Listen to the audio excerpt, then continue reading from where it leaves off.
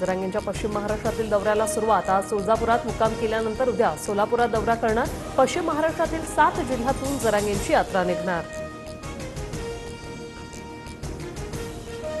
सरकारला आता शेवटची संधी, आम्हाला ओबीसीतून हक्काचं आरक्षण द्या, अन्यथा मराठ्यांना सत्तेत गेल्याशिवाय पर्याय नाही।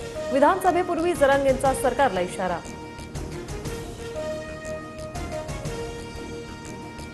जरांगेंनी निवडणुका लढल्या पाहिजे, आधीच सांगितलेला निवडणुकीचा निर्णय जरांगेंच्या फायद्याचा असेल। प्रकाश आंबेडकर यांची प्रतिक्रिया। मराठा क्रांती ठोक मोर्चाचे रमेश केरे यांच्या शिष्टमंडळाने घेतली फडणवीसांची भेट। आरक्षणाबाबत फडणवीस भूमिका मांडणार असं त्यांनी सांगितलंय। रमेश केरे यांची माहिती।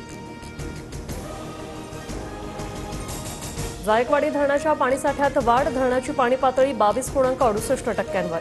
58,000 क्युसेकनं पाण्याची आवक सुरू। उजनी आणि वीर धरणातील विसर्गामुळे भीमा नदीच्या पाणी पातळीत वाढ। चंद्रभागेचंही रौद्ररूप, पंढरपुरातील पूल आणि मंदिरं पाण्याखाली, तर व्यासनारायण झोपडपट्टीतील 35 कुटुंबांचं स्थलांतर।